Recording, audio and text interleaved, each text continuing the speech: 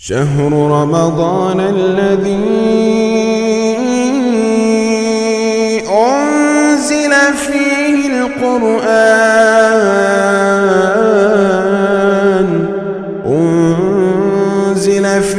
القرآن هدى للناس وبينات من الهدى والفرقان. بسم اللہ الرحمن الرحیم. قرآن حکیم کے چوتھے پارے کی تفسیر کا خلاصہ پیش کیا جا رہا ہے.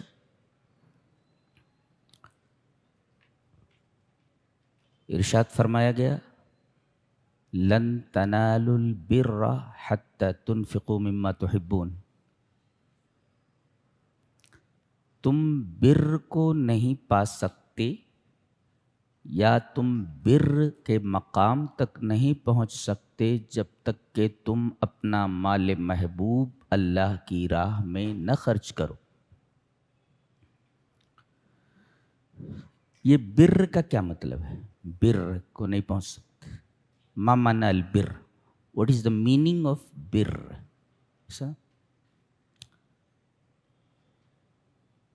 اصل میں بر معنی نیکی ہوتا ہے، نیکی. اور اسی سے ہے بر. بر مانے فرما بردار. حضرت یحییٰ علیہ السلام کے بارے میں کہا گیا برم بوالدیہ، اپنے والدین کے بڑے فرما بردار تھے. کون؟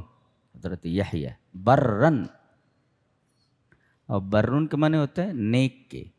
برن مانے نیکی اور بے پر زبر دے دیجئے تو برن مانے نیک. یہ عربی زبان کی ریچنس دیکھو. تو بر کا مطلب ہوتا ہے نیک، اس کی جمع آتی ابرار.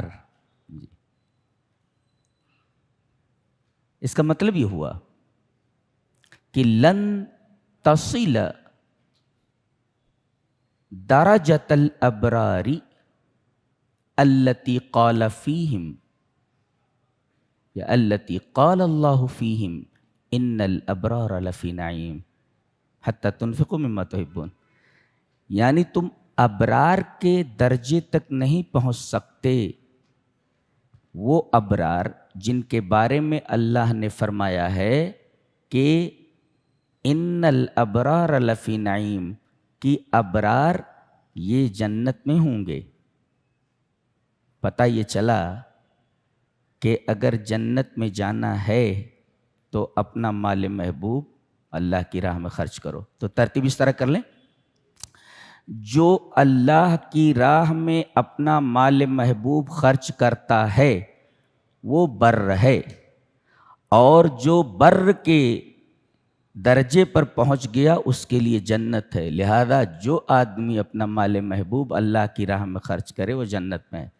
گویا کہ منطق میں یہ قیاس کی شکل اول ہے جس کا نتیجہ قطعی ہوتا ہے. چلو اس کا مائنر پریمس اور میجر پریمس بنا کے اس کا کنکلوژن نکالتے ہیں کہ من ينفق مالہ المحبوب فہو بر. یہ ہوا میجر پریمس، یہ صغرا ہے. وَكُلُّ بَرٍ لَهُ نَعِيمٌ فِي ضَوْءِ هَذِهِ الْآيَةِ إِنَّ الْأَبْرَارَ لَفِي نَعِيمٍ. تو جو مڈل ٹرم ہے، حد اوسط جو مقرر ہو رہا ہے، اس کو گرائیے تو نتیجہ نکلے گا کہ مَن يُنفِقُ مَالَهُ الْمَحْبُوب لَهُ نَعِيمٌ. جو اللہ کی راہ میں اپنا مال محبوب خرچ کرتا ہے اس کے لیے جنت ہے. یہ قیاس کی شکل اول ہے جس کا نتیجہ قطعی ہوتا ہے. تو لن تنالوا البر حتى تنفقوا مما تحبون. تم درجہ ابرار تک نہیں پہنچ سکتے جب تک کہ اپنا مال محبوب خرچ نہ کرو. الٹا لے لو، پھر سے کہتے ہیں جو آدمی اپنا مال محبوب اللہ کی راہ میں خرچ کرے وہ بر ہے. اچھا، اور جو بر ہے وہ ابرار کے زمرے میں داخل ہے، اور اللہ نے تمام ابرار کے لیے فرمایا ہے کہ ان کے لیے جنت ہے. اب ادھر سے لے لو، جنہیں جنت میں جانا ہو وہ ابرار بنیں، اور جنہیں ابرار بننا ہو وہ اللہ کی راہ میں اپنا مال محبوب خرچ کریں. یہ وہ مطلب ادھر سے بھی اور ادھر سے.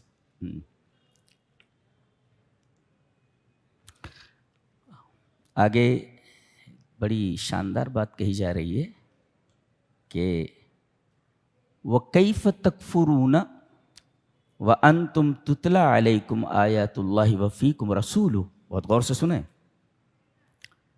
کہ تم کیسے انکار کر سکتے ہو جی اللہ کا، اس کے رسول کا، یا اسلام کے کسی بتائے ہوئے قانون کا، کسی اصول کا، کسی ضابطے کا، کسی قاعدے کا کیسے انکار کر سکتے ہو؟ کب؟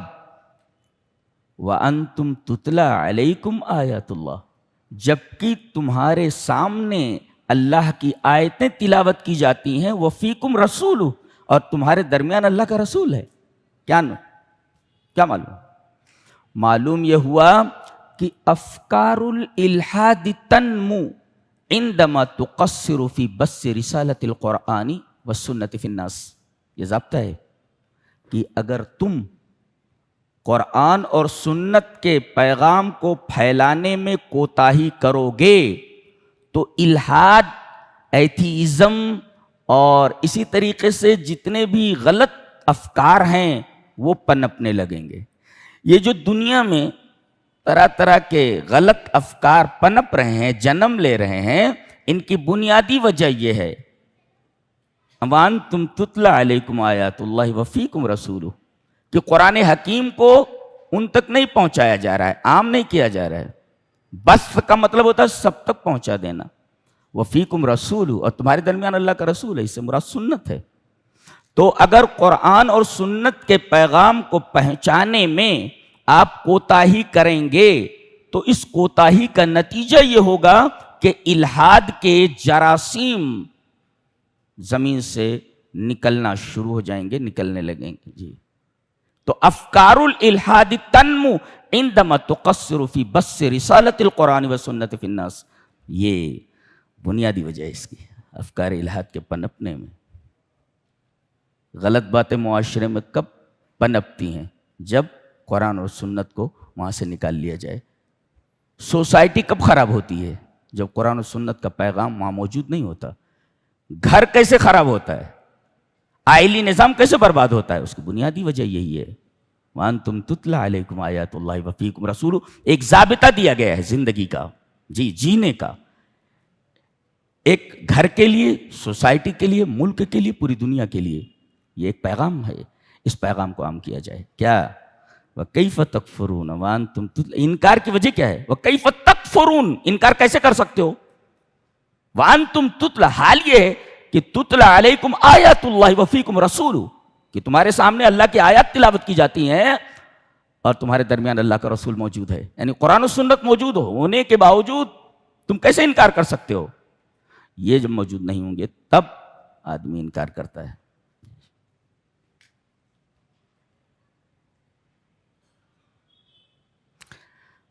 آگے ایک بات کہی جا رہی ہے یا ایھا الذین آمنوا اتقوا اللہ حق تقاتہ ولا تموتن الا وانتم مسلمون. دو باتیں بتانا چاہتا ہوں اس آیت کریمہ کی روشنی میں. اے ایمان والو، تم اللہ سے اس طرح ڈرو جیسا کہ اس سے ڈرنے کا حق ہے. اتقوا اللہ تو سمجھ میں آتا ہے، اللہ سے ڈرو، ٹھیک ہے. حق تقاتہ، جیسا کہ اس سے ڈرنے کا حق ہے، اس کا کیا مطلب ہے؟ کہا جائے اللہ سے ڈرو، ٹھیک ہے، لیکن جیسا کہ اس سے ڈرنے کا حق ہے، اس کا کیا مطلب ہے؟ مفسرین نے اس کی تفسیر کی ہے ان یذکر فلا ینسى وان یطاع فلا یعصى وان یشکر فلا یکفر. اللہ کی اطاعت کی جائے، اس کی نافرمانی نہ کی جائے. اللہ کو یاد کیا جائے، اسے بھولا نہ جائے. اور اللہ تبارک و تعالی کا شکر کیا جائے، ناشکری نہ کی جائے. یہ تین چیزیں اگر آدمی اختیار کر لے تو گویا کہ وہ تقوی اس طرح اختیار کر رہا ہے جیسا کہ تقوی اختیار کرنے کا حق ہے. یہ تین چیزیں. اگلا ٹکڑا قابل غور ہے وَلَا تَمُوتُنَّ إِلَّا وَأَنْتُمْ مُسْلِمُونَ. نہ مرو مگر مسلمان ہو کر. ہماری اختیار میں ہے کہ ہم مسلمان ہو کر مریں؟ اگر آدمی کے اختیار میں ہو تو ہر آدمی اسلام پر مرنے کی کوشش کرے گا کہ میں اسلام پر مروں. یہاں حکم دیا جا رہا ہے وَلَا تَمُوتُنَّ إِلَّا وَأَنْتُمْ مُسْلِمُونَ, تم مرو مسلمان ہو کر مرو. ارے بھائی ہمارے اختیار میں کہاں ہے؟ کیا مطلب ہے اس کا؟ مطلب یہ ہے کہ من عاش علی شیء مات علیہ, جس آدمی کی زندگی جس چیز پر گزری ہوگی اسی کے اوپر اس کی موت ہوگی. یہ قاعدہ ہے. اگر آپ کی زندگی اسلام کے اوپر گزری ہے تو آپ کی موت بھی اسلام کے اوپر ہوگی. زندگی جیسی آپ کی گزری ہے موت بھی اسی طریقے کی ہوگی. من عاش علی شیء مات علیہ, جس کی زندگی جس چیز کے اوپر گزری ہے اسی کے اوپر اس کی موت ہوگی. یہ قاعدہ ہے, یہ ضابطہ ہے, یہ بتایا گیا. لہذا اگر اسلام کے اوپر مرنا ہے تو ضروری یہ ہے کہ پوری زندگی اسلام کے اصولوں پر گزاری جائے. ھذا معنی وَلَا تَمُوتُنَّ إِلَّا وَأَنْتُمْ مُسْلِمُونَ. اس کے بعد فرمایا گیا وَاعْتَصِمُوا بِحَبْلِ اللَّهِ جَمِيعًا وَلَا تَفَرَّقُوا. بہت غور سے سنیں, متوجہ ہو جائیں. اللہ کی رسی کو مضبوطی سے تھام لیں. ایک ہے حبل اللہ, اللہ کی رسی. اس سے پہلے کیا کہا گیا یہ دیکھیں یہاں پر قُلْ يَا أَهْلَ الْكِتَابِ لِمَ تَصُدُّونَ عَنْ سَبِيلِ اللَّهِ. یہاں حبل اللہ ہے اللہ کی رسی, اور یہاں ہے سبیل اللہ اللہ کا راستہ. دونوں کا معنی سمجھ لیتے ہیں. پہلے وہ سبیل اللہ کا معنی سمجھ لیں پھر ادھر آتے ہیں. ما معنی سبیل اللہ؟ اللہ کا راستہ. اللہ کا راستہ کیا مطلب؟ اللہ کا راستہ, سبیل کی اضافت اللہ کی طرف کی گئی ہے. اللہ کا راستہ, جی اللہ کے راستے کا کیا مطلب؟ ایک مطلب تو اس کا ہے لہو معنیان, دو معنی ہیں اس کے. ایک تو یہ کہ ھذا طریق وضعہ اللہ, اللہ تبارک و تعالی نے اس راستے کو بنایا ہے, یہ مطلب ہے. تو ہوا اللہ کا راستہ, یعنی اللہ نے اس راستے کو بنایا ہے. اچھا, اور دوسرا معنی ہے سبیل اللہ الموصل الی اللہ, یہ راستہ اللہ کا ہے. کیا مطلب؟ اللہ کا راستہ یہ اللہ تک پہنچنے والا راستہ ہے. جی اگر اس راستے سے ہٹے تو پھر اللہ تک نہیں پہنچ سکتے. اچھا, اب یہ سبیل اللہ کیا ہوتا ہے؟ کون سا راستہ؟ ممیز کر کے بتائیے, ڈیفرینشیٹ کیجئے, ڈیفرینشیٹ کیجئے. یہاں ڈیفرینشیٹ کیا گیا اس کو. کس کو؟ سبیل اللہ کو ڈیفرینشیٹ کیا گیا, ممیز کیا گیا. کہا گیا وَاعْتَصِمُوا بِحَبْلِ اللَّهِ, اللہ کی رسی کو مضبوطی سے تھامو. حبل اللہ کہہ کر کے اشارہ کیا گیا کہ دنیا میں حبال کثیرہ, دنیا میں بہت ساری رسیاں ہیں, اور ہر آدمی یہ بتا رہا ہے, یہ پکار رہا ہے آؤ اعتصموا بحبلی, میرا راستہ پکڑو, میری رسی پکڑو. ہر آدمی بول رہا ہے. کوئی کہتا ہے کہ شیخ عبد القادر جیلانی کی رسی پکڑ لو جنت میں چلے جاؤ. چشتی صاحب کی رسی پکڑ لو جنت پہ پہنچ جاؤ گے. فلاں شخصیت ہے بہت بڑی, اس کی رسی پکڑ لو جنت پہ پہنچ جاؤ گے. فلاں بزرگ ہیں ان کی رسی پکڑ لو جنت پہ پہنچ جاؤ گے. فلاں صاحب قبر ہے اس کی رسی پکڑ لو جنت پہ پہنچ جاؤ گے. اللہ نے فرمایا فی الدنیا حبال کثیرہ, دنیا میں رسیاں بہت ہیں, یہ ساری رسیاں جنت تک نہیں لے جاتی ہیں. صرف ایک ہی رسی ہے جو اللہ تک لے جاتی ہے, وہ اللہ کی رسی ہے. حبل اللہ ممیز کر دیا گیا, ڈیفرینشیٹ کر دیا گیا, اللہ کی رسی. اور اللہ کی رسی کون سی رسی ہے؟ جی رسول نے اس کی تشریح کر کے بتایا کہ یہ قرآن ہے. جی طرفہ بیدیکم وطرفہ بید اللہ, طرفہ بید اللہ وطرفہ بیدیکم, یہ رسی ہے. اللہ کے رسول صلی اللہ علیہ وسلم نے ارشاد فرمایا کہ اللہ کی رسی کیسی ہوتی ہے؟ ایک رسی یہ اللہ کے ہاتھ میں ہے, ایک کنارہ, ایک رسی کے دو کنارے ہیں. طرفہ بید اللہ, اس کا ایک کنارہ اللہ کے ہاتھ میں ہے, طرفہ بید اللہ. وطرفہ بیدیکم, اور ایک کنارہ تمہارے ہاتھ میں ہے، تو جس کا دوسرا کنارہ اللہ کے ہاتھ میں ہو وہی رسی حبل اللہ ہے، وہی اللہ کی رسی ہے، جسے حدیث میں بیان کیا گیا ہے، جس کا ایک سرا اللہ کے ہاتھ میں ہے، یہ رسی ہے۔ اور آپ کو معلوم ہے، وہ تو ایک بچہ بھی بتا دے گا حبل اللہ کیا ہے۔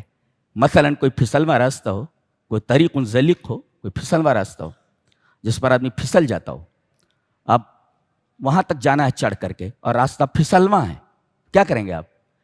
کنارے جو ہے ایک رسی باندھ دیں، اور رسی کو جہاں آپ کو پہنچنا ہے وہاں کسی چیز سے باندھ دیں، اور پھر اس رسی کو جو آپ کی طرف ہے اس کے سرے کو پکڑ لیں، اور پکڑتے پکڑتے آپ منزل تک پہنچ جائیں۔ دیکھیے وہ جو جگہ ہے جہاں پر وہ رسی کا سرا بندھا ہوا ہے، ضروری ہے کہ وہ وہاں بندھا رہنا چاہیے، ورنہ آپ گر جائیں گے، اور دوسرے آپ اگر چھوڑ دیں گے تب بھی گر جائیں گے، اگر بندھا ہوا نہ ہو تب بھی گر جائیں گے آپ، اور اگر آپ کے ہاتھ میں نہ ہو تب بھی آپ پھسل جائیں گے۔ ضروری یہ ہے کہ پہلے باندھیں اس کو، اور اس کے بعد پھر آپ اس کو مضبوطی سے پکڑیں۔ اچھا، اعتصام کہا گیا، صرف پکڑنا نہیں کہا گیا، اعتصام کا مطلب مضبوطی سے تھامنا، ہلکے پکڑو گے پھسل جاؤ گے، پھسل جاؤ گے۔ تو اعتصام کا مطلب ہوگا تمسک، مضبوطی سے پکڑنا۔ اگر رسی کو آپ نے ڈھیلا پکڑا گر جائیں گے آپ، رسی کو مضبوطی سے پکڑو اور پہلے وہاں باندھو۔ اس کا مطلب یہ ہے کہ وہ سرا اللہ تبارک و تعالیٰ کے ہاتھ میں ہے، اور ایک سرا آپ کے ہاتھ میں ہے، یہ رسی قرآن حکیم ہے، ایک سرا اللہ کے ہاتھ میں اور ایک سرا تمہارے ہاتھ میں ہے۔ تو اب اس کو مضبوطی سے پکڑو، ڈھیلا پکڑو گے تو پھسل جاؤ گے، اور یہ رسی پکڑ کر کے آپ اللہ تک پہنچ جائیں۔ اس لیے کہ طرفہ بیدیکم و طرفہ بید اللہ، اس کا ایک کنارہ اللہ کے ہاتھ میں اور ایک کنارہ تمہارے ہاتھ میں، ھذا حبل اللہ۔ اور دنیا کی جتنی بھی رسیاں ہیں یہ منزل تک نہیں لے جاتی ہیں، ساری کی ساری رسیاں منزل سے آدمی کو دور کر دیتی ہیں۔ دنیا کے تمام لوگ اپنی اپنی رسیوں کی طرف بلا رہے ہیں، یہ رسیاں اللہ تک نہیں پہنچا سکتی آپ کو، اس لیے کہ قرآن بھی اس کے خلاف ہے اور حدیث بھی اس کے خلاف ہے۔ تو آپ ایکسپلین کر لیں گے حبل اللہ کی؟ کوئی بتائے سبیل اللہ کیا ہے تو آپ بتائیں گے حبل اللہ۔ اچھا، حبل اللہ اللہ کا راستہ، اللہ کی رسی ہے۔ اچھا، یہ رسی کیسی ہے؟ حدیث میں بتایا گیا اس کا ایک کنارہ اللہ کے ہاتھ میں ہے اور ایک کنارہ تمہارے ہاتھ میں ہے، مضبوطی سے پکڑو نہ پھسل جاؤ گے۔ وَاعْتَصِمُوا بِحَبْلِ اللَّهِ جَمِيعًا، اور ایک آدمی نہیں، سب مل کر کے، سب سے کہا جا رہا ہے، ہاں یہ نہیں کہ فلاں صاحب پکڑ لیں، فلاں صاحب پکڑ لیں، فلاں، تم سب، all of you جمیعاً، all of you، nothing exception، کوئی بھی یہاں پر استثناء نہیں ہے، بلکہ سب مل کر کے پکڑو۔ اور وَلَا تَفَرَّقُوا، اب دیکھو نکتہ یہ ہے کہ اگر اللہ کی رسی کو سب مل کر مضبوطی سے تھام لیں، نقطۂ اجتماع اور نقطۂ اتحاد، نقطۂ اعتصام اگر ایکول ہو جائے، ایک ہو جائے، تو وَلَا تَفَرَّقُوا، فرقہ بندی ختم ہو جائے گی۔ اس کا مطلب یہ ہوا کہ ہم جو فرقوں میں بٹے ہوئے ہیں، بنیادی وجہ یہ ہے کہ ہم نقطۂ اجتماع قرآن اور سنت کے اوپر جمے ہوئے نہیں ہیں۔ اچھا، سنت کہاں سے لائے آپ؟ یہاں تو رسی کہی جا رہی ہے، دیکھو رسی کیسے ہوتی ہے، رسی کی دو لڑیاں ہوتی ہیں، ایسے ہوتی ہے، رسی کیسے بٹی جاتی ہے، ایسے ہوتی ہے،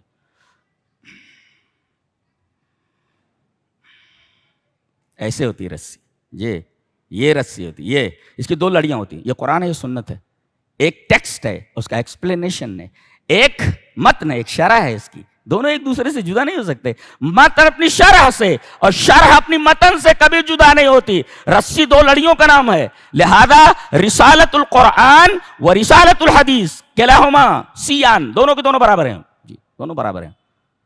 تو اب قرآن و سنت کو نقطۂ اجتماع بنا لو کہ یہیں پر سب کو آ جانا ہے، جمیعاً، all of you، ادھر آ جاؤ، ولا تفرقوا، اختلاف فوراً ختم۔ گویا کہ مسلمان خود اختلاف کو ختم نہیں کرنا چاہ رہے، کیوں؟ اس لیے کہ وہ نقطۂ اجتماع قرآن حکیم اور سنت کے اوپر نہیں آنا چاہ رہے، اس نقطے پر کوئی آنے کے لیے تیار نہیں۔ کیوں؟ اس لیے کہ انہوں نے الگ الگ رسیاں بنا رکھی ہیں، یہ وجہ ہے، یہ گمراہی کی وجہ، یہ تفرق کی وجہ ہے۔ اور جہاں تفرقہ آ جائے وہاں پر جانتے کیا حالت ہوتی ہے اس قوم کی؟ وہی حالت ہوتی ہے جو حدیث میں بتائی گئی کہ جیسے دسترخوان لگا ہوا ہو، قسم قسم کے کھانے ہوں اور پوری دنیا اس کھانے کے اوپر ٹوٹ پڑے. یہی حالت اس امت کا ہے. کیوں؟ اس لیے کہ نقطۂ اجتماع سے ہٹ گئی ہو.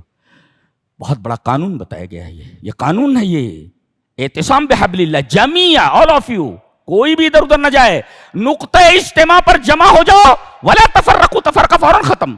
اس کا مطلب خود امت مسلمہ اس تفرقے کو ختم نہیں کرنا چاہ رہی ہے. کیوں؟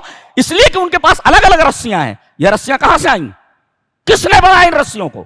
رسی تو ایک ہی ہے اللہ تک پہنچنے کے لیے، حبل اللہ. اور حبل اللہ کیا ہے؟ جس کا ایک سرا اللہ کے ہاتھ میں اور جس کا ایک سرا بندوں کے ہاتھ میں ہے، اور وہ قرآن و سنت ہیں وہ دونوں. یہ ہے حبل اللہ. تم نے الگ الگ رسیاں بنا رکھی ہیں اور الگ الگ رسیوں کی طرف بلا رہے ہو. نقطۂ اجتماع تو تم نے خود ختم کر دیا وہاں، تو پٹو گے نہیں. دنیا میں تمہاری بربادی کی واحد وجہ یہی ہے کہ تم نے نقطۂ اجتماع کو چھوڑ دیا. وہاں سے تم ہٹ گئے ہو. تم وہ نقطے کو، پوائنٹ کو تم نے چھوڑ دیا ہے. اس کا جو نیوکلیس ہے وہاں سے ہٹ گئے ہو تم. وَاعْتَصِمُوا بِحَبْلِ اللَّهِ جَمِيعًا وَلَا تَفَرَّقُوا. اللہ اکبر. ہاں،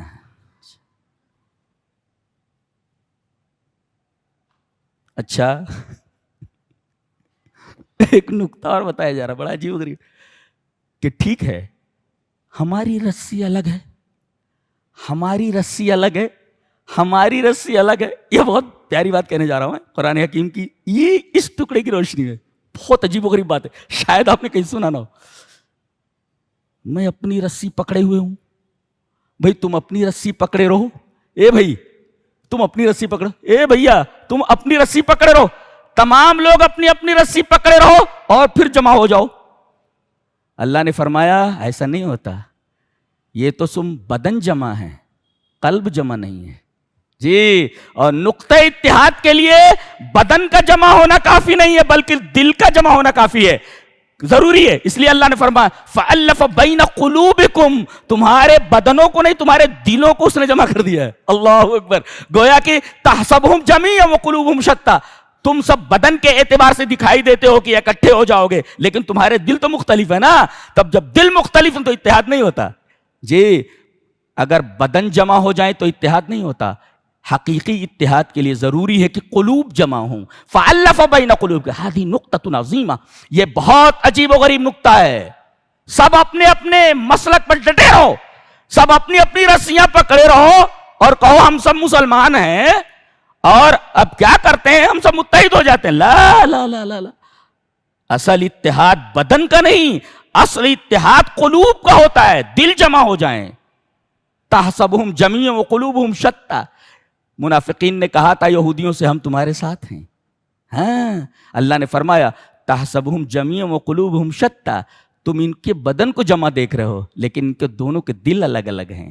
یہودیوں کا مسلک الگ ہے اور منافقین کا مسلک الگ ہے. بظاہر یہ تمہارا ساتھ دے رہے ہیں لیکن وقت پڑنے پر ایک دوسرے کے ساتھ دینے سے گریز کریں گے، بھاگ جائیں گے.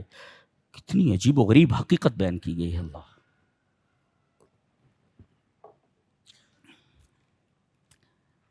اور یہ اختلاف کتنا خطرناک ہے، اس کی شناعت اور قباحت، اس کی خطرناکی کی طرف اشارہ کیا گیا. کیا؟ وَكُنْتُمْ عَلَى شَفَا حُفْرَةٍ مِّنَ النَّارِ. شفا اے حرف اے طرف. تم آگ کے کنارے پر تھے، آگ کے کنارے پر تھے. اللہ نے تمہارے دلوں کو ملا دیا اور آگ کے اس کنارے سے تمہیں کھینچ لیا. آگ کے کنارے پر ہونے کا مطلب ہے کہ تم گرنے والے تھے. You have to fall down. گرنے ہی والے تھے تم. اللہ تبارک و تعالیٰ نے آپ کو کھینچ لیا. You were going to fall down. جانے والے تھے نا آپ، گرنے والے تھے اس میں، اور اللہ نے آپ کو کھینچ لیا. تو یہ جو آگ کا کنارہ کہا ہے، آگ سے کیوں تشبیہ دی اختلاف کو؟ کہتے ہیں کہ اگر چوری ہو جائے تو گھر میں کچھ بچ جاتا ہے، کوئی اور چیز، کوئی اور حادثہ ہو جائے چیزیں بچ جاتی ہیں، لیکن اگر آگ لگ جائے تو کچھ نہیں بچتا ہے. جی، یہ اختلاف کچھ نہیں چھوڑتا ہے، سب تباہ کر کے رکھ دیتا ہے. یہ آگ کی طرح ہے. یہ آگ کی طرح کچھ چھوڑتا نہیں ہے. کہیں آگ لگی تھی نا ابھی، سرکشوں کو تباہ کر کے رکھ دیا اس آگ نے. لہذا آدمی کو نازا نہیں ہونا چاہیے. جی، بڑے بڑے ہیروز کہاں کے، ہالی ووڈ کے ہیرو بھیک مانگتے پھر رہے بیچارے. جی دے دے بابا اللہ کے نام پہ. یا حال ہے جی. سب میرے رب کے ہاتھ میں ہے, مٹاتے دیر نہیں لگتی, ڈھیل دیتا ہے. ابھی قانون آگے آ رہا ہے وہ. وَلْتَكُن مِّنكُمْ أُمَّةٌ يَدْعُونَ إِلَى الْخَيْرِ وَيَأْمُرُونَ بِالْمَعْرُوفِ وَيَنْهَوْنَ عَنِ الْمُنكَرِ وَأُولَٰئِكَ هُمُ الْمُفْلِحُونَ.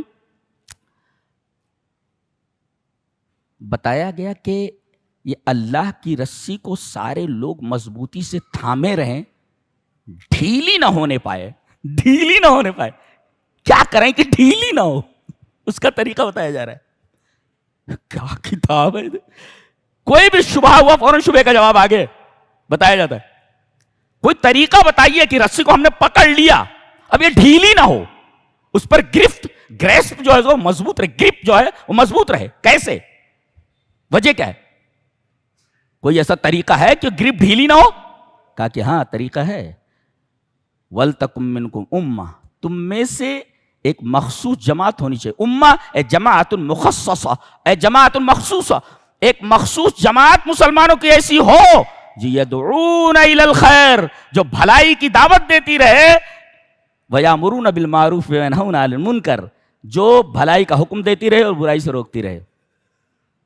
علامہ ابن عثیمین رحمہ اللہ نے اس آیت کریمہ کی تفسیر اس طرح کی ہے کہ اس کے 3 مراتب ہیں. کس کے؟ دعوت کے 3 مراتب ہیں. ایک مرتبہ تو یہ ہے کہ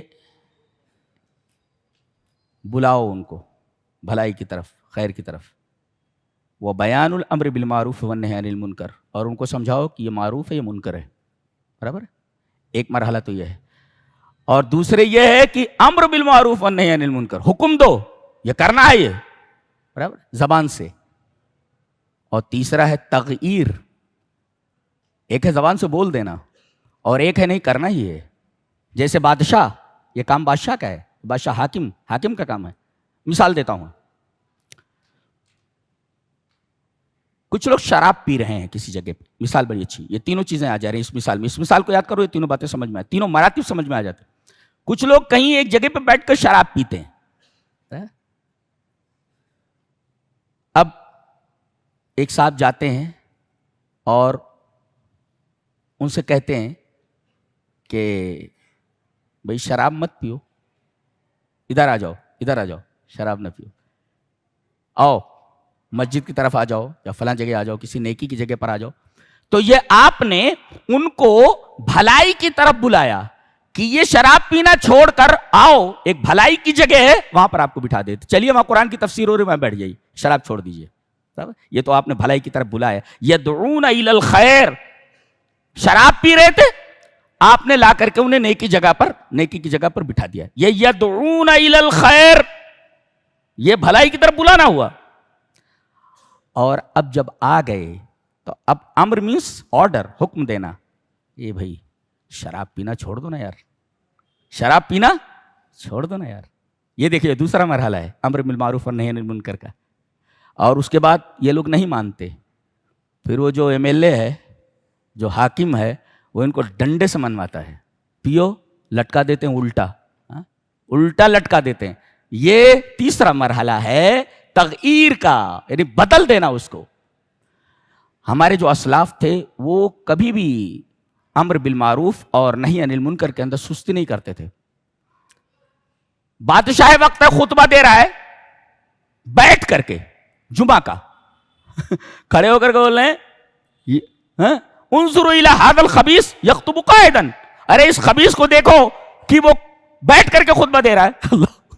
بادشاہ وقت کو ایک آدمی بول رہا ہے اس خبیث کو دیکھو کہ بیٹھ کر کے خطبہ دے رہا ہے, اس لیے کہ جمعہ کا خطبہ بیٹھ کر نہیں دیا جاتا, کھڑے ہو کر دیا جاتا ہے. رسول کی سنت یہی ہے. دیکھیے ایک منکر چیز دکھی اور ہمارے سلف نے سستی نہیں کی, فوراً ڈانٹ دیا اور سختی سے ڈانٹا. انظروا الی ھذا الخبیث, بخاری کی روایت ہے یہ, دیکھو اس خبیث کو, اس بدماش کو کہ یہ بیٹھ کر کے خطبہ دے رہا ہے. تو یہ نہی عن المنکر. گھر میں بھی ایسے ہی ہے, بیوی اگر نماز نہیں پڑھ رہی ہے بالکل آپ ڈانٹے, کھانا نہیں دیتے, چلی جا اپنے گھر چلی جا. یہ سختی ہے, یہ امر بالمعروف والنہی عن المنکر. اس لیے کہ جیسے حکمراں کو ولایت اور سلطہ حاصل ہوتی ہے, ایسے ہی گھر میں گھر کے نگراں کو سلطہ اور ولایہ حاصل ہوتی ہے، لہذا وہ فورس کر سکتا ہے.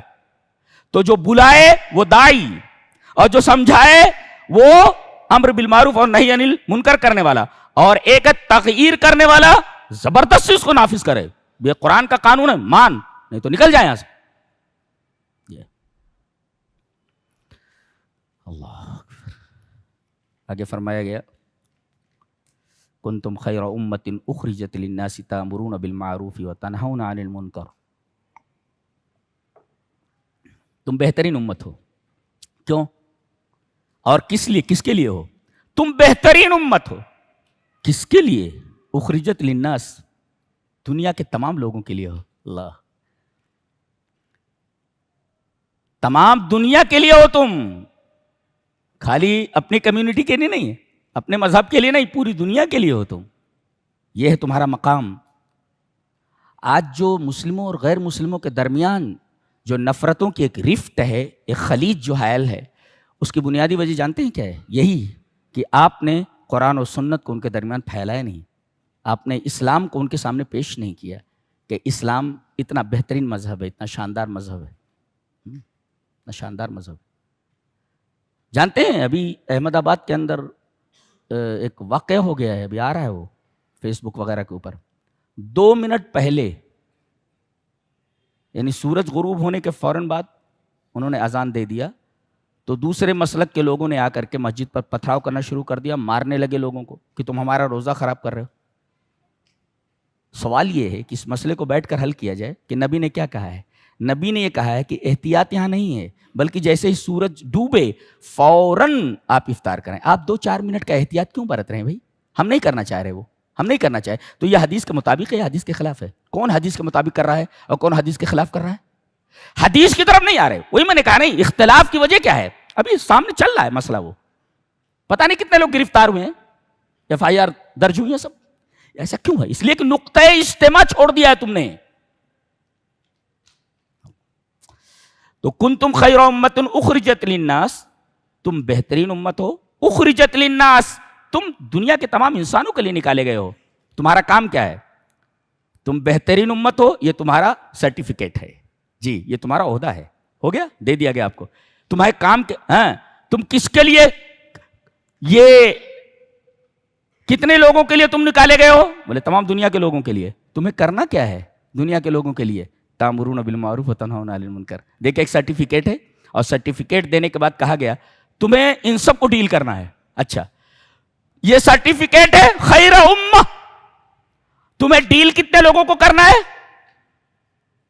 تمام لوگوں کو. اخرجت للناس، تمام لوگوں کو، کمپنی کے تمام لوگوں کو. اچھا، کرنا کیا ہے؟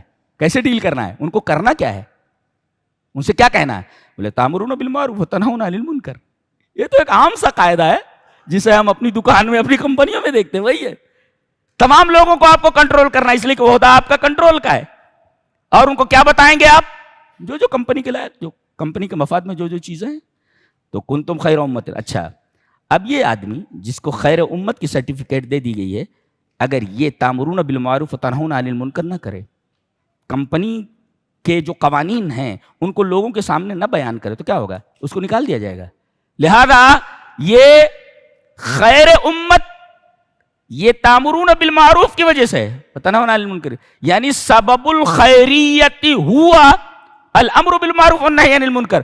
فاذا زالت الصفہ زالت الخیریہ. اگر صفت، سرٹیفکیٹ باطل ہو جائے تو خیریت ظاہر ہو جائے، تم کو عہدے سے نکال دیا جائے گا. لہذا تم سب عہدے سے نکال دیے گئے ہو، اس لیے کہ تمہارے اندر سے خیریت کا جو سبب ہے وہ ختم ہو گیا. خیریت کا سبب کیا ہے؟ تأمرون بالمعروف وتنہون عن المنکر. ہذا عجیب.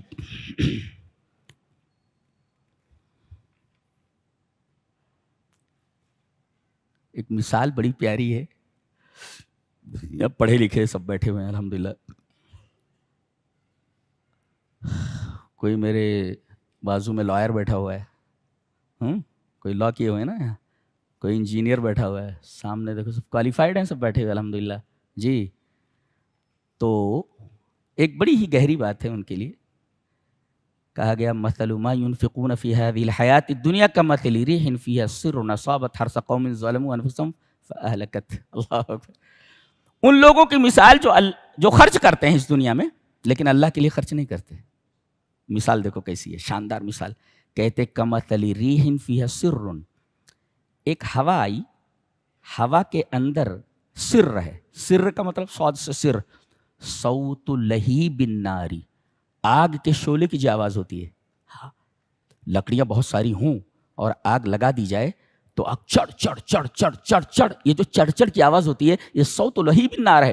یہ آگ کے شعلوں کی آواز ہے. صوت لہیب النار، آگ کے شعلوں کی آواز ہے. یہ چڑ چڑ چڑ چڑ کر کے نہیں پتہ چلتا ہے کہ شعلے بہت زیادہ بڑھ رہے ہیں. تو کہتے ہیں جو اس دنیا میں خرچ کرتے ہیں لیکن اللہ کے لیے خرچ نہیں کرتے، مثال ایسی ہے جیسے ایک ہوا ہو جس کے اندر آگ کے شعلے ہوں جو چڑھ چڑھ کر رہے ہوں، اور ہر قوم، اور اس آدمی کی کھیتی کے اوپر پہنچ گئی ہو یہ آگ، فَأَهْلَكَتْ، پوری کھیتی جلا کر رکھ دی ہو. کتنی شاندار مثال ہے. اس کو بلاغت میں تشبیہ مرکب کہتے ہیں. ایک حال کو دوسرے حال سے تشبیہ دینا، تشبیہ مرکب ہے. یہ تشبیہ مرکب ہے، ایک حال کو ایک حال سے تشبیہ دینا. بہت خوبصورت تشبیہ ہے. یعنی کیا بات، ایک بات کہی جا رہی ہے کہ اگر اللہ کے لیے خرچ نہیں کر رہے ہو تو تمہارا خرچ کرنا بیکار ہے. سیدھا سا مسئلہ، سیدھی سی بات ہے. لیکن بات کو کتنے حسین پیرائے میں کہا گیا ہے. جو لوگ اس دنیا میں خرچ کرتے ہیں لیکن اللہ کے لیے خرچ نہیں کرتے، کی مثال ایسے ہے جیسے ہوا ہو جس کے اندر آگ کے شعلے ہوں، اور یہ ہوا آگ کی لپٹ کے ساتھ، چڑچڑاہٹ کے ساتھ کھیتی کے اوپر آ جائے، پوری کھیتی کا ستیہ ناش کر دے. ایسے ہی جو تم نے مال غیر اللہ کی راہ میں خرچ کیا ہے وہ اسی طریقے سے جل کر کے برباد ہے. اس کی کوئی اہمیت نہیں ہوتی، ختم ہو جاتا ہے جیسے وہ کھیتی جل کر کے ختم ہو گئی. ایک سیدھی سی بات کو کتنے حسین انداز میں کسی حسین پیرائے میں بیان کیا گیا، تعریف نہیں کی جا سکتی، تعریف نہیں کی جا سکتی. تشبیہ مرکب ہے یہ.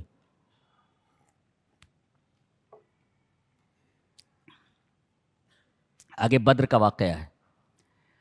اس میں 70 لوگ ہیں کل، جی، جس میں 313 میں 70 اونٹ ہیں، 2 گھوڑے ہیں، باقی سب پیدل ہیں. 313 لوگوں میں کتنے لوگ ہیں جو گھوڑے پر ہیں؟ 2 لوگ ہیں. اونٹوں پر کتنے ہیں؟ 70 اونٹ ہیں، باری باری سے چڑھ رہے ہیں. 313 کا لشکر ہے جس میں صرف 2 گھوڑے ہیں، 70 اونٹ ہیں جن پر باری باری سے لوگ سوار ہو رہے ہیں، باقی سب پیدل ہیں. اس چھوٹی سی جماعت کو اللہ تبارک و تعالی نے اسی رمضان کے مہینے میں فتح عنایت فرمائی ہے ایک لشکر جرار کے اوپر. کیوں؟ فتح کی وجہ کیا ہے؟ نصرت کیا ہے؟ فتح کی وجہ یہ ہے کہ ان کے اندر 2 باتیں تھیں، بتایا گیا. وَإِن تَصْبِرُوا وَتَتَّقُوا، تصبروا امام الأعداء، دشمن کے سامنے ڈٹ جانا، یہ ڈٹے ہیں، اگرچہ ساز و سامان نہیں ہے، ڈٹے ہوئے ہیں، یہ ہے صبر. اور وَتَتَّقُوا، گناہوں سے بچنا، رسول کی نافرمانی نہیں کرنا، اللہ کی نافرمانی نہیں کرنا. صبر اور تقوی یہ 2 اسباب تھے ان کی فتح کے، اور یہی دونوں چیزیں غائب ہو گئی تھیں احد میں. لہذا یہاں 70 تو مارے گئے تھے اور 70 گرفتار ہوئے تھے. کہاں؟ میدان بدر میں. اس کا الٹا ہوا کہ میدان احد میں 70 صحابہ مارے گئے. بدر میں 70 کفار قریش مارے گئے تھے اور احد میں 70 صحابہ مارے گئے. کیوں؟ یہاں فتح نصیب ہوئی، وہاں جیتی ہوئی جنگ کیوں ہار گئے؟ بنیادی وجہ یہ تھی کہ یہاں پر صبر اور تقوی تھا، اور وہاں صبر اور تقوی دونوں نہیں تھا. جی، تقوی کہاں؟ اللہ کے رسول نے کہا سائیں ہٹنا نہیں، ہٹ گئے ہو. اور صبر نہیں ہوا، ارے مال غنیمت لوٹ رہے یہ لوگ بھی وہاں آ گئے. ایثار الدنیا علی الآخرہ. جی، ان دونوں چیزوں کی وجہ سے ہار ہوئی. اور جانتے ہیں میدان بدر میں اللہ کے فرشتے آئے، میدان احد میں نہیں آئے تھے. جی، میدان احد میں نہیں آئے تھے. اللہ اکبر. اچھا، یہ فرشتے کیوں آتے ہیں؟ اس کی 2 وجہ ہیں. النصر یہ ہوتا ہے، اصل میں یہ بتانے کے لیے ہوتا ہے کہ النصر بِأَعْدَاءِ اللہ، کہ اللہ کے دشمنوں پر فتح دی جا رہی ہے، تم کو مدد دی جا رہی ہے. یہ فرشتے آ گئے ہیں. فرشتوں کا آنا اس بات کی دلیل ہے کہ اللہ کے دشمنوں پر تم کو فتح دی جا رہی ہے. اور دوسرے فرشتے کیوں آتے ہیں؟ تطمین المؤمنین मोमिनों को इत्मीनान दिलाने के लिए अला अन्नल्लाह माहुम, कि अल्लाह उनके साथ है। फरिश्तों को भेजा तो वो साथ में नहीं है जी। तो गोया कि दो वजहों से नुसरत आती है, एक तो फरिश्ते आते हैं, एक तो दुश्मनों पर मदद के लिए, और दूसरे ये कि मोमिनों को इत्मीनान दिलाने के लिए कि अल्लाह उनके साथ है। ये दोनों बातें यहाँ पर मौजूद थी सब्र और तकवा की वजह से। लिहाजा बद्र में ज़बरदस्त कामयाबी हासिल हुई, फतेह हासिल हुई, और मैदान उहुद में ये दोनों चीज़ें नहीं थीं, इस वजह से जीती हुई जंग हार गए। अल्लाह। लिहाजा बला इन तस्बिरु व तत्तकू व यातूकुम मिन फौरिहिम हादा युमदिदकुम रब्बुकुम बिखम्सति आलाफिम मिनल मलाइकति मुसव्विमीन। सब्र और तकवा के बना पर फरिश्ते आएंगे। ये बताओ।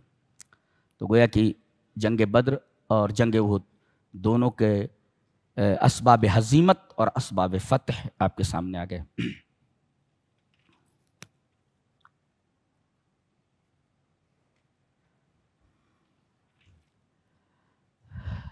पूरा सब कवानीन है। अल्लाह अकबर। क्या बयान किया जाए, क्या छोड़ा जाए। जी जी।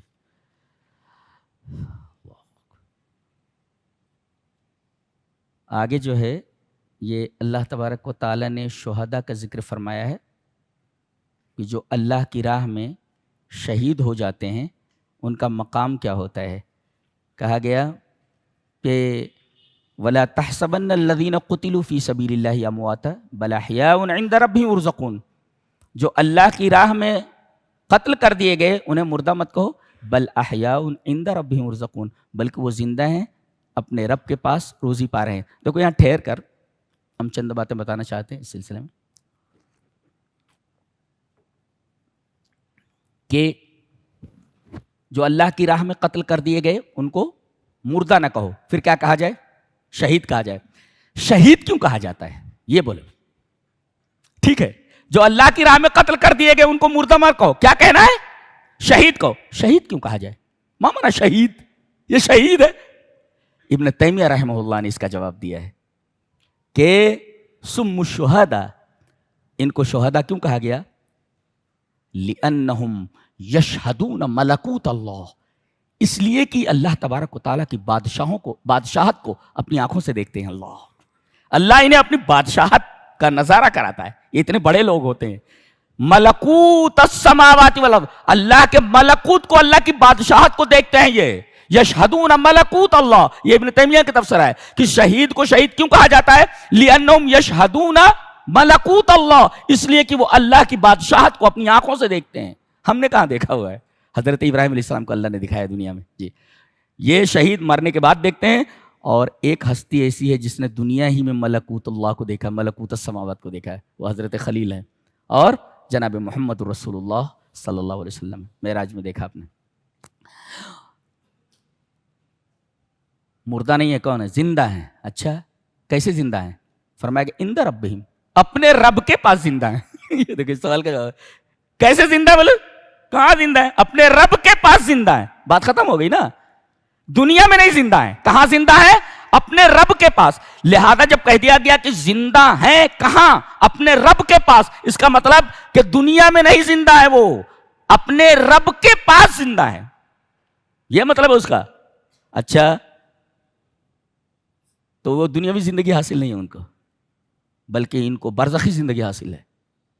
अच्छा, एक अजीब बात इनके लिए और भी है कि इनके लिए ये बरज़ख नहीं होता, ये डायरेक्ट जन्नत में चले जाते हैं, ये डायरेक्ट जन्नत में जाते हैं, लेकिन अपने बदन के साथ नहीं। हाँ, बदन के साथ नहीं, बदन के साथ क़यामत में उठेंगे। तब तक कहाँ रहेंगे वो, रूह इधर नहीं रहती उनकी कब्रों में या कहीं भी, बल्कि इनकी रूहों को जन्नत में डाल दिया जाता है। ये परिंदे होते हैं सब्ज रंग के, इनके पोटों में डाल दिया जाता है इनकी रूहों को, और ये पूरी जन्नत के अंदर, पूरे जन्नत के बागों में घूमते रहते हैं। अल्लाह अकबर। ये शहदा हैं, बहुत अजीब गरीब जिंदगी है इनकी। बल अहयाउन इंद रब्बिहिम, अल्लाह अल्लाह अल्लाह। शहीद मामूली थोड़ी होता है। अच्छा, शहदा की एक और खुसूसियत हदीस में बताई गई है कि दुनिया का कोई आदमी मरने के बाद दुनिया में आने के लिए नहीं बोलेगा। अल्लाह पूछेगा दुनिया में जाना चाहते हो, कोई नहीं बोलेगा दुनिया में जाना है। मुसीबत की जगह है भाई, परेशानी की जगह। اللہ فرمائے گا دنیا میں جانا چاہتے ہو؟ کوئی ہاتھ نہیں اٹھائے گا، شہداء ہاتھ اٹھائیں گے، ہم دنیا میں جانا چاہتے ہیں۔ کس لیے جانا چاہتے ہو؟ تاکہ تیری راہ میں پھر قتل کیے جائیں، پھر مارے جائیں۔ اللہ اکبر، کیسے لوگ ہیں یہ، اللہ اکبر، کیسے لوگ ہیں یہ، ہاتھ اٹھا دے رہے ہیں ہمیں دنیا میں پھر سے جانا ہے۔ کس لیے جانا ہے؟ تیری راہ میں مرنے کے لیے جانا ہے، بس مرنے کے لیے۔ بہت بڑے لوگ ہوتے ہیں شہید، ہر آدمی کو شہید نہیں کہا جا سکتا، یہ اتنے بڑے لوگ ہوتے ہیں، دیکھ رہے ہیں آپ، ان کے لیے ساری کی ساری اسپیشلٹیز ہیں۔ مرنے کے بعد کتنی اسپیشلٹیز ہیں، موت، مردہ نہ کہو، ٹھیک ہے، کون ہے؟ زندہ ہیں۔ اچھا زندہ ہیں، کیسے زندہ ہے؟ یہ دنیا کی زندگی نہیں ہے، عند ربہم، ان کے رب کے پاس ان کی زندگی ہے۔ یرزقون، ان کو روزی دی جا رہی ہے۔ اللہ، کیا روزی ہے؟ اسے مجہول رکھا گیا، پتہ نہیں کون سی روزی دی جا رہی ہے، مجہول ہے۔ اور کسی چیز کو ابہام کے پیرائے میں بیان کیا جائے، دینا ہے ہمیں، تمہیں، آپ کو، ہمیں دینا ہے تمہیں۔ اب آدمی خوش ہو جائے گا، پتہ نہیں کتنا دے گا یہ۔ اللہ فرما رہا ہے رزق دیے جا رہے ہیں، یہ ابہام ہے، اور ابہام کے اندر توسع ہوتا ہے، پتہ نہیں کتنی رزق دیا جا رہا ہے، کیسے دیا۔ اللہ اکبر، اس یرزقون کی تفسیر نہیں کر سکتے آپ، اس لیے کہ مکمل مبہم ہے یہ، مکمل مبہم ہے یہ۔ اللہ اکبر۔ ایک نکتہ اور، پہلے یہ کہا گیا اپنے رب کے پاس ہیں، پھر روزی دیے جا رہے ہیں۔ پہلے یہ کہا جاتا یرزقون عند ربہم، روزی دیے جا رہے ہیں اپنے رب کے پاس۔ لا لا لا، سب سے بڑی روزی اللہ کا قرب ہے۔ اندہ مانے پاس، اور اندہ یہ کلمت اندہ تقتضی قرب اللہ، اللہ تبارک و تعالیٰ کے قرب کو بیان کرتا، اللہ کے پاس ہیں یہ، اور کہتے ہیں لِأَنَّ أَعْظَمَ الرِّزْقِ قُرْبُ اللَّهِ، اس لیے کہ اللہ تبارک و تعالیٰ، لِأَنَّ جَوَارَ اللَّهِ أَعْظَمُ الرِّزْقِ، اللہ کا پڑوس سب سے بڑا رزق ہے، کہ وہ اللہ کے پاس ہیں۔ اللہ کے پاس ہیں وہ، اس سے بڑا رزق کیا ہو سکتا ہے؟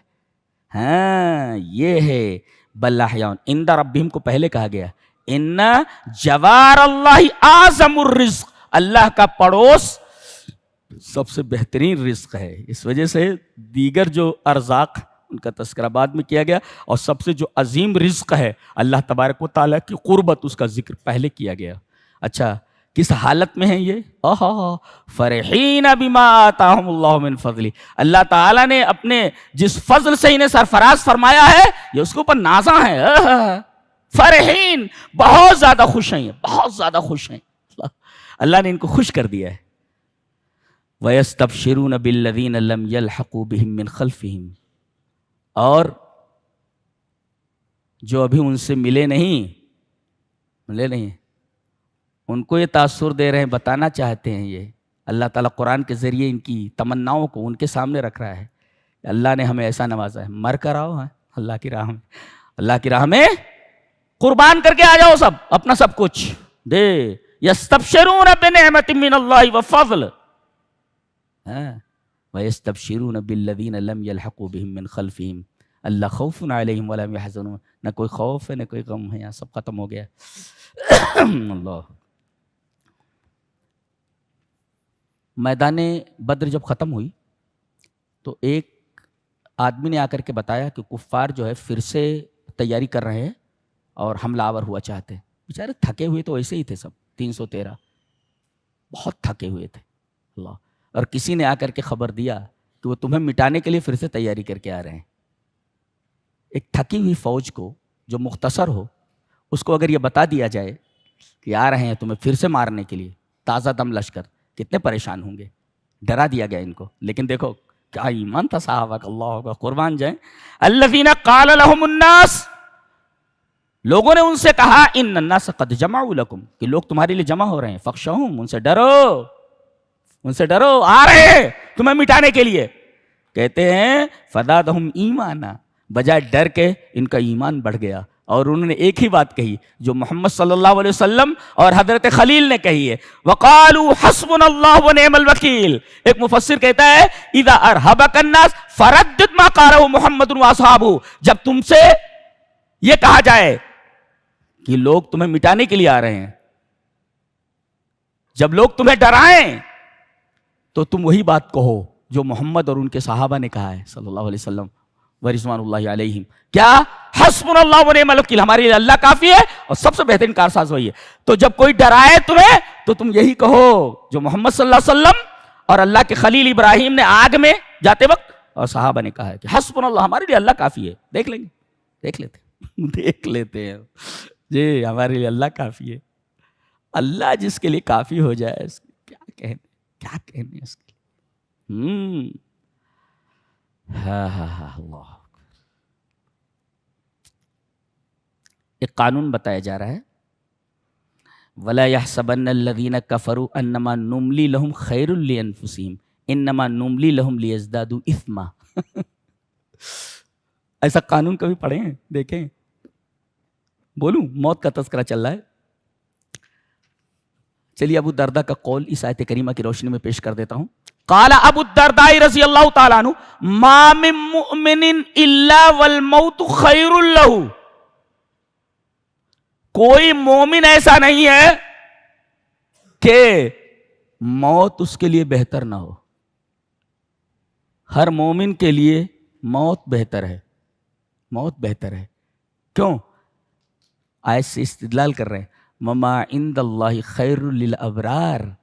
اللہ کے پاس جو کچھ ہے وہ ابرار کے لیے بہتر ہے. تو دنیا میں جو کچھ ملا ہے وہ اتنا اچھا نہیں، اللہ کے پاس جو ہے وہ سب سے بہتر ہے. لہذا مومن کے لیے جو بات کہی کہ موت اس کے لیے بہتر ہے، اس لیے کہ سب سے بہترین خیر تو اللہ کیا موجود ہے، لہذا مومن کے لیے موت سب سے بہتر ہے. بولے تو خیر اللہ، کتنا عجیب نکتہ ہے یہ. اور ایک صاحب تو اور لکھ رہے ہیں کہ یہ تو مومن کی بات کر رہے ہو، اب کافر کے لیے بھی موت بہتر ہے. ہاں لکھتے ہیں ما من نفس برۃ و فاجرۃ الا والموت خیر لها. کہ اگر کوئی مومن ہو یا کافر ہو دونوں کے لیے موت بہتر ہے. دونوں کے لیے موت بہتر ہے. مومن کا تو سمجھ میں آیا کہ اللہ کے پاس جو کچھ ہے وہ کبھی ختم ہونے والا نہیں، وہ بہتر ہے، وہ تو جلدی سے وہاں پہنچ جائے جو بہتر ہے اس کے لیے. کافر کے لیے بہتر ہے موت. کیسے؟ اس کی وجہ بتائی گئی. انما نملی لہم خیر لانفسہم. خیر لانفسہم کیوں؟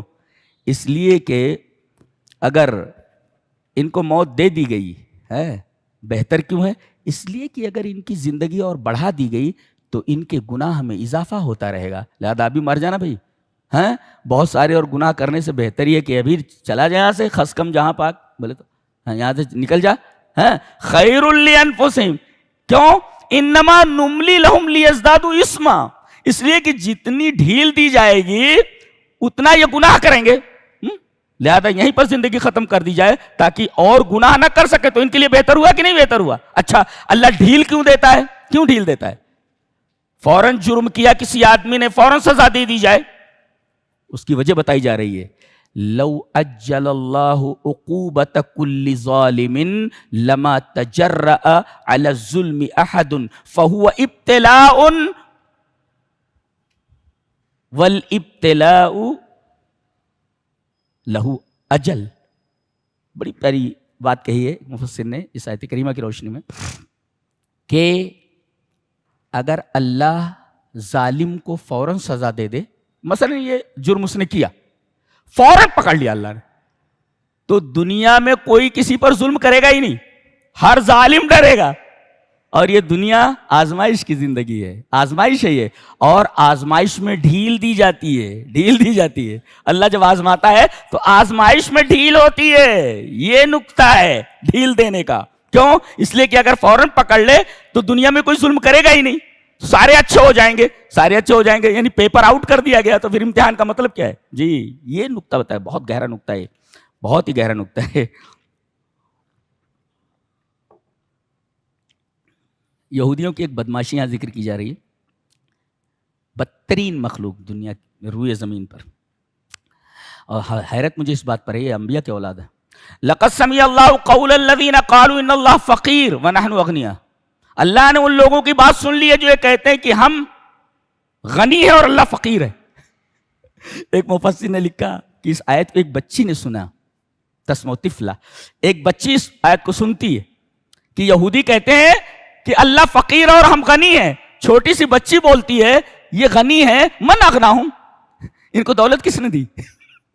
ایک بچی اعتراض کر رہی، ٹھیک ہے بھائی اللہ فقیر ہے، برابر ہے، آپ غنی ہیں، یہ جو مال آپ کے پاس آیا من اغناہم، دیا کس نے ہے؟ یہ دیا کس نے؟ یہ بچی سوال کر رہی ہے، ایک چھوٹی سی بچی ان کی اس بےہودہ اور بوسیدہ ذہنیت کے اوپر سوال کر رہی ہے، کیا کہ کہتے ہیں اللہ فقیر اور ہم غنی ہیں، تو یہ جو مال تمہارے پاس ہے جس کی وجہ سے تم غنی ہوئے ہو، یہ غنا کس نے تمہیں عطا کیا؟ یہ مالداری کس نے عطا کی؟ ایک بچی پوچھ رہی ہے جس کے سوال کا جواب ان کے پاس نہیں ہے. جی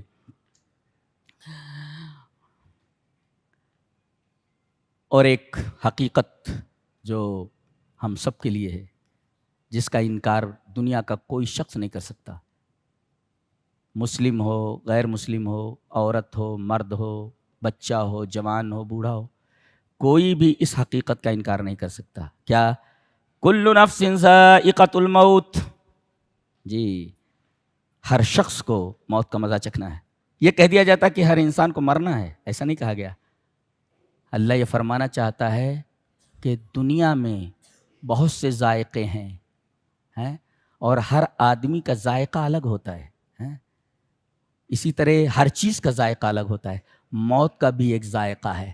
اور عجیب بات یہ ہے کہ دنیا کے جتنے ذائقے ہیں ان کو چکھ کر آدمی بتا سکتا ہے کہ یہ ذائقہ کیسا ہے، لیکن یہ کائنات کا واحد ذائقہ ہے کہ مرنے والا بتا نہیں سکتا کہ موت کا ذائقہ کیا ہے. کل نفس ذائقۃ الموت، یہ ذائقہ کوئی نہیں بتا سکتا، ذائقہ نہیں بتا سکتا کوئی، اس لیے کہ مرنے والا اپنے ساتھ لے کر چلا جاتا ہے پورا. اس وجہ سے ذائقۃ الموت کہا گیا. یہ موت کس لیے آتی ہے؟ اس کا جواب دیا جا رہا ہے.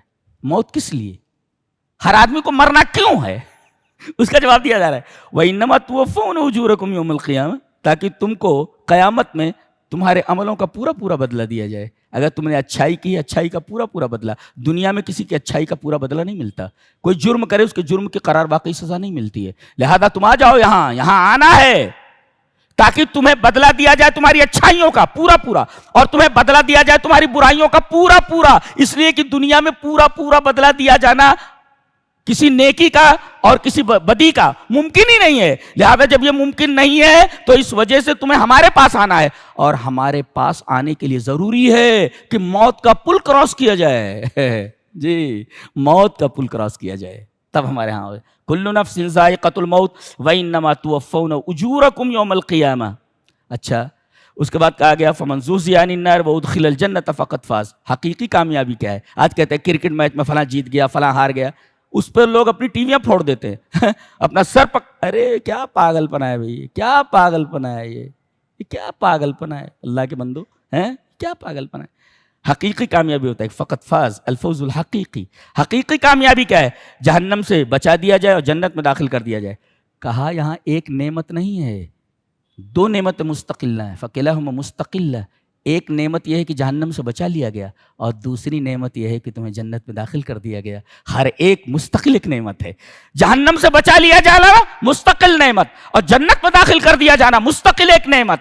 تو فمن زحزح عن النار وادخل الجنة فقد فاز. یہ حقیقی کامیابی ہے کہ آدمی جہنم سے بچا لیا جائے اور جنت میں داخل کر دیا جائے. یہ حقیقی کامیابی ہے. تم کس کامیابی کے پیچھے پڑے ہو بھائی؟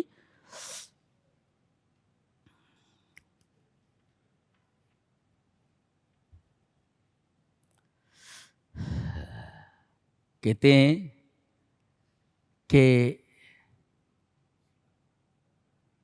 عالم کا دل اللہ کے سامنے جب نہ جھکے، عالم کے سامنے عالم کا دل اذا لم یخشع قلب العالم للہ فلانہ یاکل بدین اللہ. اگر عالم کا دل اللہ کے سامنے خوف سے نہ جھکے تو پھر وہ دین کو بیچ کر کے کھانے میں لگ جاتا ہے. دعا تعویذ کی دکان کھول لیتا ہے. لاؤ 10 روپے کی ایک تعویذ ہے، 10 روپے کی تعویذ. فَلْيَنَّهُ يَأْكُلُ بِدِينِ اللَّهِ. یہ وَاشْتَرُوا بِهِ ثَمَنًا قَلِيلًا. یہ بہت بڑی مصیبت ہے، یہ بہت بڑی مصیبت ہے. اس کے بعد فرمایا گیا کہ ایک ہے ذکر، ایک ہے فکر. جی ان فی خلق السماوات والارض واختلاف اللیل والنہار لآیات لأولی الالباب. الذین یذکرون اللہ قیاما وقعودا وعلی جنوبہم ویتفکرون. دیکھو الذین یذکرون اللہ ویتفکرون، دیکھو ذکر اور فکر دونوں کو ایک ساتھ ذکر کیا گیا، اور لیکن ذکر کو پہلے لایا گیا، فکر کو بعد میں لایا گیا. ذکر کو پہلے لایا گیا کیوں؟ اس پر ایک مفسر لکھتا ہے کہ یہ فکر کے اوپر جو ذکر کی تقدیم ہے، اس کو جو پہلے لایا گیا ہے ذکر کو، کہتے ہیں کہ ان العقل لا يتبصر ولا يهتدي ما لم يتنور بنور ذکر اللہ. آدمی کی عقل یعنی جسے وہ سوچتا ہے، فکر، آدمی کی عقل ہدایت یاب نہیں ہو سکتی، اسے راستہ نہیں مل سکتا جب تک کہ وہ اللہ تبارک و تعالی کے ذکر کی روشنی سے منور نہ ہو جائے. گویا فکر کے لیے ضروری ہے کہ وہ ذکر کی روشنی سے منور ہو. اگر کوئی فکر ایسی ہو جو ذکر کی روشنی سے منور نہ ہو تو ایسی فکر آدمی کو غلط روٹ کے اوپر ڈال دے گی، غلط راستے کے اوپر ڈال دے گی. تو ان العقل لا يتبصر ولا يهتدي ما لم يتنور بنور ذکر اللہ. اللہ اکبر. اسی وجہ سے ذکر کو پہلے لایا گیا اور فکر کو بعد میں لایا گیا. یہ نکتہ ہے یہاں پر. اچھا تو گویا کہ ذکر اور فکر دونوں ضروری ہے. نبی کریم صلی اللہ علیہ وسلم تہجد کے بعد باہر نکلتے اور آسمان کی طرف دیکھتے اور کرتے. ایسا دیکھا کرو کبھی کبھی نکل کر کے. اب تو لوگ فلیٹوں میں رہتے ہیں ایسے جیسے وہ چوہے دانیاں ہوتی ہیں اس میں بند رہتے، کہاں سورج اور کہاں آسمان اور کہاں کیا. چوہے دانیوں میں بند ہے، کبوتری خانے میں. جی اس کے بعد ایک عجیب و غریب بات کہی جا رہی ہے. دیکھو یہاں 5 مرتبہ ربنا ہے. ایک مفسر نے یہ بھی گنا ہے، اس نے کہتا ہے کہ آخر میں بالکل اس کے 5 مرتبہ ربنا ہے. ربنا ما خلقت هذا باطلا. اچھا ربنا انک من تدخل النار فقد اخزیتہ. ربنا اننا سمعنا منادیا ینادی للایمان ان آمنوا بربکم فآمنا. ربنا، اور اس کے بعد ربنا وآتنا ما وعدتنا علی رسلک ولا تخزنا. 5 مرتبہ ہے. 5 مرتبہ ربنا کہہ کر کے بندہ کچھ مانگ رہا ہے، اے ہمارے رب، اے ہمارے رب، اے ہمارے رب، اے ہمارے. 5 مرتبہ بولتا ہے. نتیجہ فاستجاب لهم ربهم، یہ نتیجہ بتایا گیا. فاستجاب لهم ربهم، ربنا ربنا کہہ کر کے دعا مانگ رہا ہے، 5 مرتبہ کہا اس نے. نتیجہ فاستجاب لهم ربهم، اللہ نے ربنا کہہ کر کے دعا مانگنے والوں کی دعاؤں کو قبول کر لیا ہے. لہذا فالح فی الدعاء وابشر بالاجابہ. لہذا کثرت سے دعا کرو اور اجابت کی امید رکھو. اجابت کی امید رکھو کہ اللہ قبول کرے گا ضرور، اس لیے کہ اللہ تبارک تعالیٰ نے خود کہا ہے کہ مجھ سے دعا کرو. ایسا نہیں ہوگا کہ اللہ تبارک تعالیٰ کسی چیز کی لالچ دے اور اسے پورا نہ کرے. یہ تو دنیا میں ہوتا ہے کہ آدمی کسی چیز کی لالچ دے دیتا ہے لیکن پورا نہیں کرتا. اللہ تبارک تعالیٰ یہ کہے کہ دعا کرو، لالچ دے دے، دعا کرو اور پھر قبول نہ کرے، ایسا ہوتا ہی نہیں ہے. اس لیے دنیا میں ہوتا ہے کہ کوئی کسی چیز کی لالچ دے دے اور اسے پورا نہ کرے، اسے محروم کر دے. ایسا نہیں ہوتا، ایسا نہیں ہوتا اللہ کے یہاں. کیا بات ہے یار. 5 مرتبہ سبحان اللہ یاد رکھنا. 5 مرتبہ ربنا، اور ربنا کا نتیجہ بتایا گیا فاستجاب لهم رب. اچھا اس کے بعد ایک عورت بڑی مفکرہ تھی، وہ اسی آیت پر ایمان لے آئی ہے. کیا؟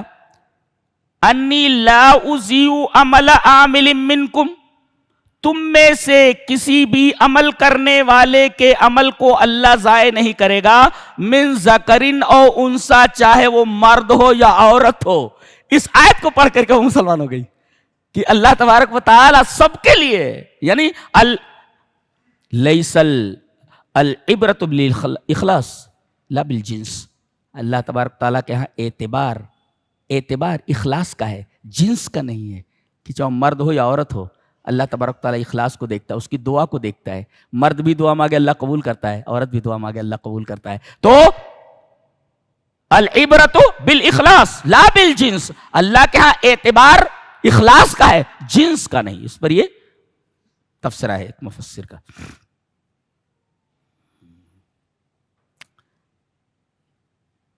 یہ سورہ کریمہ ختم ہو رہی ہے. دیکھو بڑے پیارے اصولوں پر. یا ایھا الذین آمنوا اصبروا، غور سے سنیں نا، بہت پیاری بات ہے. یا ایھا الذین آمنوا اصبروا وصابروا ورابطوا واتقوا اللہ لعلکم تفلحون. اے ایمان والو اصبروا، صبر کرو، وصابروا اور مصابرہ کرو، ورابطوا اور مرابطہ کرو، वत्तक़ुल्लाह اور तक़वा इख्तियार करो, ये 4 चीजें हैं। और फलाह को इसी पर मुअल्लक किया गया है, यानी अगर ये चारों चीजें हैं तो लअल्लकुम तुफ़लिहून, तो तुम कामयाब हो। गोया कि फलाह को मुअल्लक किया गया 4 चीजों पर, अगर ये 4 चीजें हमारी जिंदगी में आ जाएं तो दुनिया और आखिरत दोनों में कामयाब हो जाएं हम। मफहूम समझें इसका। इस्बिरू, सब्र करें आप, मुसीबत आए तो सब्र करें, दुश्मन के सामने आए तो आप सब्र करें। अच्छा, ये तो है आदमी खुद सब्र करे। वसाबिरू, और सब्र करने में आप ताउन करें। अच्छा, सब्र करने वाले के लिए सब्र में ताउन करें, क्या मतलब? क्या मतलब है? यही है, रोजेदार हैं। अगर एक आदमी रोजा रखे इसमें से और तमाम लोग खा रहे हों तो तकलीफ होगी ना उसको, लेकिन तमाम के तमाम लोग रोजा रख रहे हैं, लिहाजा एक रोजेदार के सब्र को तक़वियत मिल रही है दूसरे रोजादारों के सब्र से। यह है मुसाबरा, यानी सब्र में मदद करना। सब्र में मदद करना, कोई आदमी तकलीफ में है और आप उसकी मदद कर रहे हो तो ये मुसाबरा है। ये मुसाबरा है। जंग में है आप खुद सब्र कर रहे हैं और दूसरे को सब्र की तलकीन कर रहे हैं, ये मुसाबरा है। तो आदमी खुद सब्र करे, ये तो है इस्बिरू, और सब्र पर मदद करे, यह है मुसाबरा। और राबितू का मतलब क्या है? सरहद की हिफाजत करना। उसके बाद है तकवा। सरहद की हिफाजत करने के साथ तकवा लाया गया है। क्यों? एक मुफस्सिर बड़ा अजीब तफसीरा करता है, कहता है कि सरहद की हिफाजत करने को मुराबता कहते हैं। रब्त माने लगे रहो वहां पर, लुजूम यानी सरहद छोड़ो नहीं, तो मुराबता यानी सरहद की हिफाजत करो, नहीं तो दुश्मन तुम्हारी बस्ती में आ जाएगा। ऐसे ही तकवा, दिल की सरहद की हिफाजत करो वरना शैतान दिल में घुस आएगा। यह मतलब है। इस वजह से अल्लाह तबारक व तआला ने मुराबता को तकवा के साथ जोड़ दिया है। जी, ये समझ में आया? हाँ, ऐसा समझ में आया। उसके बाद सूरह निसा है, कहते हैं कि लड़कियों को और औरतों को इस्लाम में कोई मकाम अता नहीं किया गया है। खाली यही पढ़ लें, आयत मवारिस पढ़ लें, 3 आयत मीरास पढ़ लें। हाँ, आयत नंबर 11, 12 और आखिरी आयत, 3 आयत पढ़ लें इसकी तो पता चल जाएगा कि अल्लाह तबारक व तआला ने औरतों को क्या मकाम अता किया है। देखिए, लड़के का हिस्सा मुतय्यन नहीं है कि कितना मिलना है। हाँ, एग्जैक्ट कितना मिलना है, हिस्सा नहीं है उसका। लड़कियों के दुगना है, एक लड़की के दुगना है। एक लड़की के दुगना, यानी लड़के का हिस्सा नहीं बताया गया, लड़की का हिस्सा बताया गया। देख रहे हैं आप? फरमाया गया कि अगर लड़की एक है तो प्रॉपर्टी का आधा हिस्सा दे दिया जाएगा। लड़कियां अगर 2 हैं या 2 से ज्यादा हैं तो 2/3 में सबको बराबर बराबर मुशातरतन दे दिया जाएगा। और अगर ये लड़की लड़के के साथ आ गई तो लड़के का 2 हिस्सा, लड़की का 1 हिस्सा। ये अल्लाह, ये 3 हालतें हैं बेटी की, मय्यत की बेटी की। क्या? अगर कोई नहीं है तो लड़की का आधा हिस्सा, पूरी जायदाद का आधा हिस्सा ले लेगी वो। और अगर 1 से ज्यादा बहन है तो 2/3 में सब बराबर बराबर ले लेंगे, 2/3 में। अच्छा, और अगर भाई के साथ आ गई, मय्यत का बेटा भी है, तो 2 हिस्सा लड़के का, 1 हिस्सा लड़की का। लड़के का हिस्सा नहीं बताया गया, लड़की का बताया गया। वइन कानत वाहिदतन फलहा निस्फ, अगर लड़की 1 है तो निस्फ है। हाँ, 1/2 है इसका हिस्सा बताया गया, उसका हिस्सा मुतय्यन है, लड़के का हिस्सा मुतय्यन नहीं। अजीब बात, तो ये तो लड़की है। ये इससे आगे बढ़े थोड़ी दूर जा करके, पोती अगर 1 है तो उसका भी निस्फ है जायदाद में। पोतियां अगर 1 से ज्यादा हैं तो 2/3 में तमाम पोतियां ले लेंगी। और अगर पोते के साथ आ जाए तो 2 हिस्सा पोते का, 1 हिस्सा पोती का। अल्लाह अकबर, यानी पोती को भी हिस्सा मिल रहा है, पोती को भी अल्लाह ने हिस्सा दिया है। अच्छा, मां की 3 हालतें जी, ये देखिए सुलुस मिलता है 1/3, और 2 हालतों में 1/6 मिलता है। देखिए, मां भी महरूम नहीं, लड़की है ना वो जी। इसी तरीके से मां शरीक बहन अगर 1 है तो सुदुस है, ये बताया गया। अल्लाह अकबर, ये देखें आप। वइन काना रजुलुन यूरसु कलालतन अव इमरातुन वलहु अखुन औ उख्तुन फलिकुल्लि वाहिदिन मिनहुम सुदुस। अगर 1 बहन है, मां शरीक बहन का हिस्सा बताया जा रहा है 1/6। और सगी बहन अगर है, अगर कोई ना हो तो आधी जायदाद बहन की हो जाएगी। जी, आधी जायदाद बहन की है। भाई के साथ आ जाए तो वही लिज़कर मिस्ल हज़्ज़िल उन्सयैन, 2 हिस्सा भाई का, 1 हिस्सा बहन का। अल्लाह अकबर। और अगर باپ شریک بہن ہے تب بھی اگر کوئی نہ ہو تو آدھا حصہ اس کا ہو جائے گا، جائیداد کا آدھا حصہ. اللہ اکبر. یعنی بہنوں کے نانی کا حصہ موجود ہے، دادی کا حصہ موجود ہے. نبی کریم صلی اللہ علیہ وسلم نے فرمایا اگر ماں موجود ہے تو محجوب ہو جائے گی، لیکن اگر ماں موجود نہیں ہے تو نانی کا 1/6 اور دادی کا 1/6. اللہ، دادی کا بھی حصہ، نانی کا بھی حصہ، ماں کا حصہ، بیٹی کا حصہ، پوتی کا حصہ، سگی بہن کا حصہ، باپ شریک بہن کا حصہ اور ماں شریک بہن کا حصہ. اللہ اکبر. تمام جتنی عورتیں ہیں سب کا حصہ اللہ نے متعین کیا ہے. ہاں اتنا کہہ سکتے ہیں آپ ڈبل کیوں ہے لڑکے کا؟ ارے بھئی تیری تو 5 انگلیاں گھی میں اور سر کڑھائی میں ہے تیرا، ہے شوہر کے پاس جائے گی وہاں مہر لے گی اور پورا خرچہ شوہر برداشت کرے گا، تیرے کو خرچ کرنا کہاں ہے؟ خرچ کرنا تو بندے کو ہے. تو لہذا اس کو ڈبل دے دیا گیا تو بھی انصاف کے مطابق ہے. بھائی انصاف کے خلاف کہاں ہے؟ انصاف کے خلاف کہاں ہے؟ برابر دے دیا جاتا اگر تو انصاف کے خلاف ہوتا، تو انصاف کے خلاف ہوتا. اس کو کہیں ملتا نہیں ہے، ان کو تو ہر جگہ مل رہا ہے، ان کو تو ہر جگہ ملتا ہے.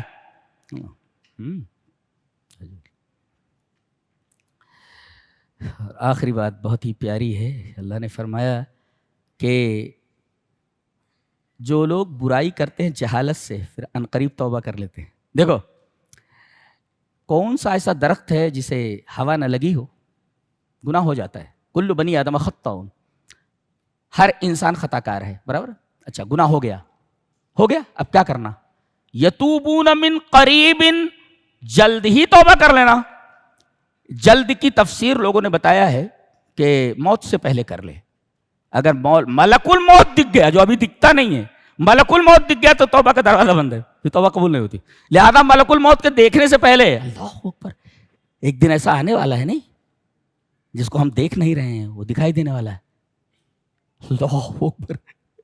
کتنے لوگوں کو دکھائی دے بتا نہیں سکے کیسا ہے. اور پورے ساتھیوں کے ساتھ آتے ہیں، پوری ٹیم ہوتی ہے ان کی، پوری ٹیم ہوتی ہے ان کی، چھوڑتے نہیں کسی کو. ہاں غنی ہو، فقیر ہو، بھوکا ہو، پیاسا ہو، پیٹ بھرا ہو، سائنسداں ہو، مسلمان ہو، ہندو ہو، عیسائی ہو، سب متفق ہیں اس بات پر کہ آتا ہے وہ اور لے جاتا ہے اٹھا کر کے. کوئی کچھ نہیں کر سکتا اس کا، کوئی کچھ نہیں کر سکتا. تو کہتے ہیں کہ آدمی کوئی گناہ کرے تو فوراً توبہ کر لے. فَأُولَٰئِکَ یَتُوبُ اللَّهُ عَلَیْہِمْ، اللہ اس کی توبہ کو قبول کر لے.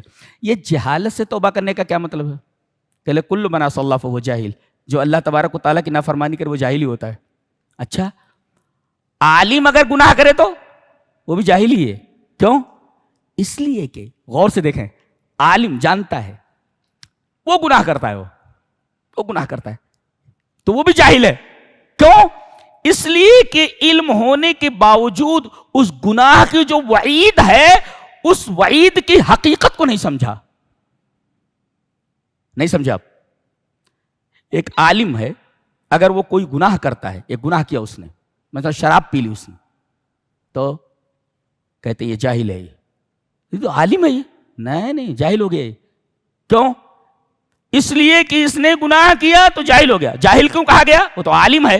اس لیے کہ وہ جو گناہ اس نے کیا ہے اس گناہ پر جو وعید ہے، کتنی سزا اس کو ملنے والی ہے، کیا ہونے والا ہے اس کے ساتھ، اس سے لا علم ہے. وعید کی حقیقت سے ناواقف ہے تو وعید کی حقیقت سے جاہل ہے، سو یہ جاہل ہے. فلسفہ ہے یہ، اسے جو ہے ذہن میں رکھیں.